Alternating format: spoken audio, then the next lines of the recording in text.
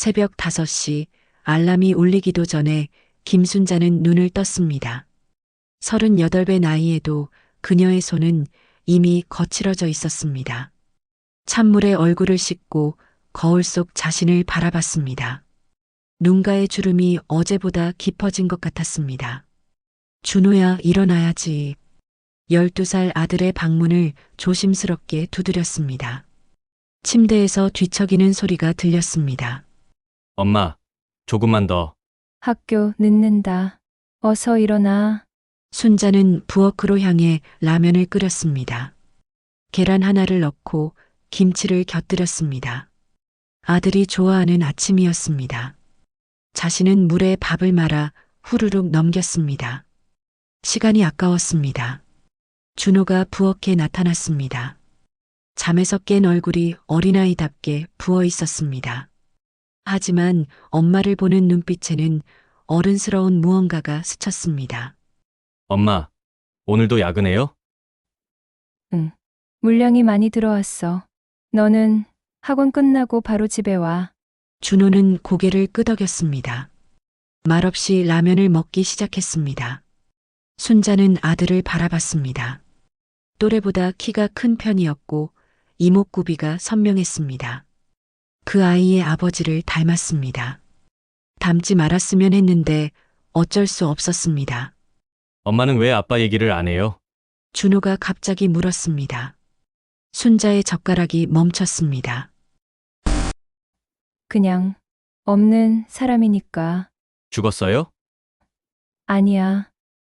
그냥 우리랑 상관없는 사람이야. 준호는 더 이상 묻지 않았습니다. 하지만 그의 눈에는 뭔가 다른 감정이 스쳐 지나갔습니다. 순자는 그것을 알아차리지 못했습니다. 오전 8시 대한섬유 공장의 철문이 열렸습니다. 순자는 수백 명의 여성들과 함께 작업복으로 갈아입었습니다. 재봉틀 소리가 공장 전체를 가득 메웠습니다. 하루 12시간 그녀는 바늘 끝에 모든 집중력을 쏟아부었습니다. 점심시간 동료 미영이 다가왔습니다. 순자야, 준호 어머니 면담 갔다 왔어? 응. 선생님이 공부 잘한다고 하시더라. 그래? 우리 철수는 맨날 혼나기만 하는데 부럽다, 정말. 순자는 미소를 지었습니다. 아들이 자랑스러웠습니다. 반에서 상위권 성적을 유지했고 선생님들의 평가도 좋았습니다. 효자라는 말을 자주 들었습니다. 그런데 남자애가 너무 얌전한 거 아냐? 요즘 애들은 개구쟁이여야 정상인데. 미영의 말에 순자는 잠시 생각에 잠겼습니다. 준호는 정말 얌전했습니다. 다른 아이들처럼 뛰어놀거나 장난을 치는 모습을 본 적이 거의 없었습니다. 집에서는 대부분 혼자 책을 읽거나 조용히 그림을 그렸습니다. 그냥 조용한 성격인가 봐. 저녁 9시가 넘어서야 순자는 집에 돌아왔습니다. 현관문을 열자 준호가 숙제를 하고 있었습니다. 공부하는 모습이 기특했습니다. 엄마 왔어. 저녁은? 편의점에서 삼각김밥 사 먹었어. 너는? 라면 끓여 먹었어요. 순자는 아들의 앞으로 가서 머리를 쓰다듬었습니다. 준호는 살짝 몸을 뒤로 젖혔습니다. 별일 아닌 듯 보였지만 순자는 이상한 느낌을 받았습니다. 엄마 손에서 기계기름 냄새 나요. 미안해. 씻고 올게. 샤워를 하면서 순자는 거울 속 자신을 다시 봤습니다. 어깨가 굽어 있었습니다. 하루 종일 재봉틀 앞에 앉아 있다 보니 어쩔 수 없었습니다. 몸 여기저기가 아팠지만 참아야 했습니다. 준호를 키우기 위해서였습니다. 침대에 누웠을 때 순자는 천장을 바라보며 생각했습니다. 준호가 대학에 가려면 아직 몇 년이 더 남았습니다. 그때까지 건강히 버텨줄지 모르겠습니다. 하지만 포기할 수는 없었습니다. 이 아이만은 자신과 다른 삶을 살아야 했습니다. 옆방에서 준호의 움직임이 들렸습니다. 밤늦게까지 무엇을 하는지 궁금했지만 공부하는 소리려니 생각했습니다. 그 소리에 묻혀 작은 무언가가 삐걱거리는 소리는 들리지 않았습니다. 다음 날 아침도 똑같이 시작되었습니다. 하지만 준호의 눈빛에는 어제와 다른 무언가가 있었습니다. 더 깊어진 것 같았습니다. 더 어른스러워진 것 같았습니다. 순자는 그것을 성장이라고 생각했습니다.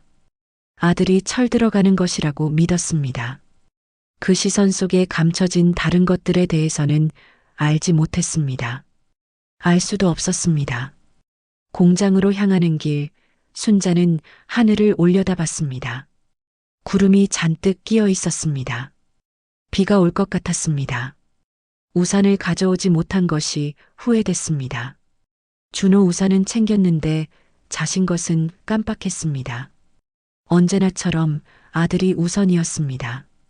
자신은 그 다음이었습니다. 그런 삶이 당연하다고 생각했습니다.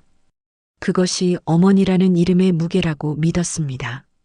하지만 어떤 무게들은 견디기 어려울 만큼 무거워질 수 있다는 것을 그때의 순자는 몰랐습니다. 그날도 평범한 하루였습니다. 순자는 오후 2시 재봉틀 앞에 앉아 집중하고 있었습니다. 갑자기 머리가 지끈거렸습니다. 손으로 이마를 짚었지만 어지러움이 멈추지 않았습니다. 말을 하려는 순간 세상이 기울어졌습니다. 병원에서 눈을 뜬 것은 사흘 후였습니다. 희미한 시야에 준호의 얼굴이 보였습니다. 이제 20살이 된 아들은 의젓해 보였습니다. 엄마, 정신 차렸어요? 순자는 입을 움직이려 했지만 말이 제대로 나오지 않았습니다. 오른쪽 몸에 전혀 힘이 들어가지 않았습니다. 의사가 들어왔습니다. 뇌출혈로 쓰러지셨습니다. 다행히 생명에는 지장이 없지만 하지만요. 준호가 물었습니다. 오른쪽 마비가 왔습니다. 재활 치료를 꾸준히 하시면 어느 정도 회복은 가능하지만 예전처럼 돌아가기는 어려울 것 같습니다. 순자는 천장을 바라봤습니다. 이제 어떻게 살아야 할지 막막했습니다. 공장 일은 당연히 그만둬야 했습니다. 생활비는 어떻게 마련해야 할까요? 걱정 마세요. 엄마, 준호가 순자의 왼손을 잡았습니다. 제가 돌봐드릴게요. 회사 다니면서 엄마 간병도 할 수 있어요. 순자는 고마웠습니다. 눈물이 흘렀습니다. 정말 착한 아들이었습니다. 퇴원 후 집은 완전히 달라졌습니다. 준호는 침실을 1층으로 옮겼습니다. 화장실까지 갈 수 있도록 안전바도 설치했습니다. 세심한 배려였습니다. 엄마, 이제 제가 모든 걸 챙겨드릴게요. 준호는 매일 아침 출근 전에 순자를 씻겨주었습니다. 저녁에 돌아오면 식사를 챙기고 약을 먹여주었습니다. 동네 사람들은 모두 감탄했습니다. 준호 씨 정말 효자네요. 요즘 같은 세상에 저런 아들이 어디 있어요. 순자 씨가 아들 복이 많으시네요. 칭찬을 들을 때마다 순자는 뿌듯했습니다. 아들을 잘 키웠다는 생각이 들었습니다. 하지만 시간이 지나면서 이상한 점들이 보이기 시작했습니다. 엄마, 오늘 재활치료 안 가는 게 어때요? 왜? 날씨도 춥고 몸살 기운도 있는 것 같고. 처음에는 아들의 배려라고 생각했습니다. 하지만 이런 일이 반복되었습니다. 재활치료를 빠지는 날이 많아졌습니다. 엄마, 미영 아줌마가 전화했어요. 뭐라고 하시던? 그냥 안부 묻는 거였어요. 제가 괜찮다고 해뒀어요.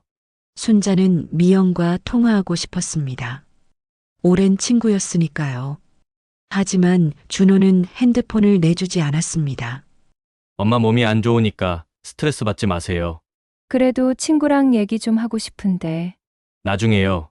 지금은 쉬는 게 중요해요. 준호의 말에는 단호함이 있었습니다. 순자는 더 이상 말하지 못했습니다. 어느 날 저녁 준호가 늦게 들어왔습니다. 술 냄새가 났습니다. 준호야, 술 마셨어? 조금요. 회사 일이 힘들어? 준호는 대답하지 않았습니다. 그냥 순자를 바라봤습니다. 그 그 시선이 어색했습니다. 예전과 다른 무언가가 있었습니다. 엄마. 응. 저 없으면 어떻게 살 거예요? 갑작스러운 질문이었습니다. 왜 그런 소리를 해? 그냥요. 엄마는 저밖에 없잖아요. 순자는 뭔가 잘못된 느낌을 받았습니다. 아들의 목소리에 이상한 무게감이 있었습니다. 준호야, 너도 결혼해야지. 언제까지 엄마만 돌볼 거야? 결혼은 안 할 거예요. 왜? 엄마가 있는데 왜 다른 여자가 필요해요? 순자는 당황했습니다. 20살 청년이 할 말이 아니었습니다. 그런 게 아니야. 너도 내 인생을 살아야 해. 제 인생은 엄마예요. 준호의 눈빛이 이상했습니다. 너무 진지했습니다. 무서울 정도로요. 그날부터 준호는 더욱 순자를 통제하기 시작했습니다. 외출은 완전히 금지되었습니다. 전화도 받을 수 없었습니다. TV도 준호가 허락하는 프로그램만 볼 수 있었습니다. 엄마 건강을 위해서예요. 하지만 답답해. 참으세요. 제가 다 알아서 할 테니까. 준호의 말투가 변했습니다. 예전처럼 다정하지 않았습니다. 명령하는 듯한 느낌이었습니다.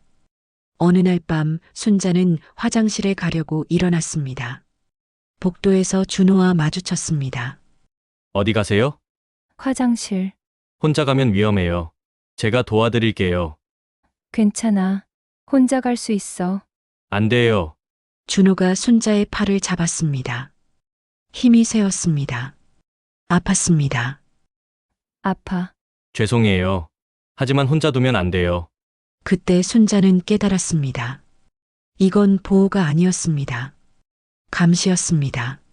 며칠 후 준호가 출근한 사이에 순자는 전화를 걸어보려 했습니다.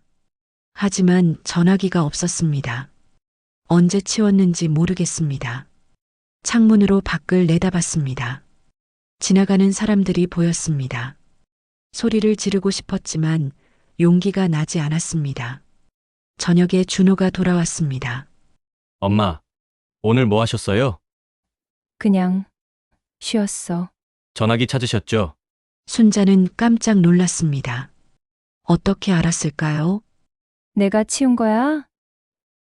네. 엄마한테 필요 없어요. 왜 그런 짓을 해? 보호해드리는 거예요. 준호의 얼굴에는 미소가 있었습니다. 하지만 그 미소가 섬뜩했습니다. 그날 밤 순자는 잠들 수 없었습니다. 뭔가 크게 잘못되어 가고 있었습니다. 하지만 어떻게 해야 할지 몰랐습니다. 몸이 불편한 자신이 할 수 있는 것이 거의 없었습니다. 창밖으로 달이 보였습니다. 차가운 달빛이 방 안을 비쳤습니다. 순자는 그 빛 속에서 절망적인 미래를 예감했습니다. 아직은 막연한 불안이었지만 그것이 현실이 되는 데는 오래 걸리지 않을 것 같았습니다. 문 너머에서 준호의 발걸음 소리가 들렸습니다. 오가는 발걸음이 계속되었습니다. 마치 감시하는 것처럼요. 순자는 이불을 끌어당겨 얼굴을 가렸습니다. 하지만 그 시선을 완전히 피할 수는 없을 것 같았습니다. 이제 도망갈 곳도 없었습니다.